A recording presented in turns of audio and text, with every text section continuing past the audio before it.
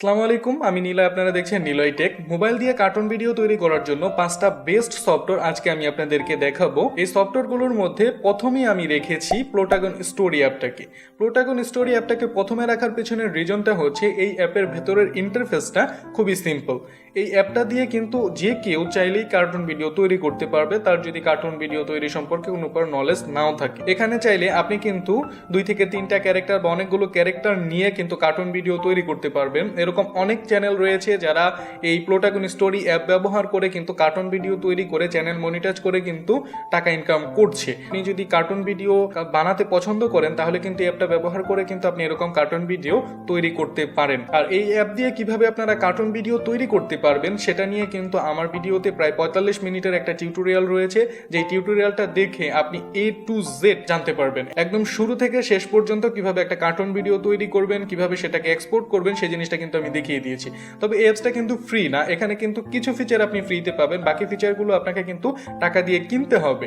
আর এই অ্যাপসটাকে কিভাবে আপনারা ফ্রিতে ব্যবহার করতে পারবেন সেটাও কিন্তু আমি আমার ভিডিওর মধ্যে দেখিয়ে দিয়েছি। আমি সেকেন্ড পজিশনে যে অ্যাপসটাকে রেখেছি সেটা হচ্ছে টুইনক্রাফট। এটাকে সেকেন্ড পজিশনে রাখার পেছনের রিজনটা হচ্ছে এই অ্যাপ দিয়ে কিন্তু আপনি আপনার ভয়েসটাকে চেঞ্জ করে ফেলতে পারবেন। আপনি কিন্তু বাচ্চা ভয়েস তৈরি করতে পারবেন, বয়স্ক ভয়েস তৈরি করতে পারবেন, চাইলে কিন্তু মেয়েদের ভয়েসও তৈরি করতে পারবেন।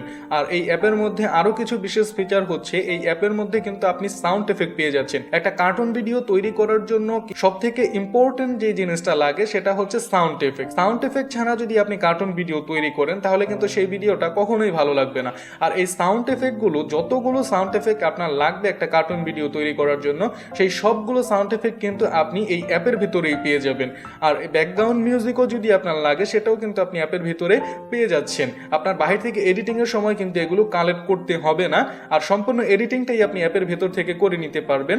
কিন্তু এই অ্যাপটা যেহেতু পেইড অ্যাপস, এই অ্যাপের মধ্যে কিন্তু কিছু ফিচার আপনি ফ্রিতে পাবেন। আর এখন পর্যন্ত কোনো ডেভেলপার কিন্তু এটার ক্র্যাক ভার্সন তৈরি করতে পারেনি। তো ফ্রিতে যেসব জিনিসগুলো পাচ্ছেন সেগুলোই আপনাকে ব্যবহার করে কার্টুন ভিডিও তৈরি করতে হবে। আর টুইনক্রাফট ব্যবহার করে যখন আপনি কার্টুন ভিডিও তৈরি করবেন তারপর কিন্তু ভিডিওতে আপনার একটা ওয়াটারমার্ক দিয়ে দিবে। তো এই ওয়াটারমার্কটাকে কিভাবে রিমুভ করবেন সেটা নিয়েও আমার চ্যানেলে টিউটোরিয়াল রয়েছে, চাইলে দেখে নিতে পারেন।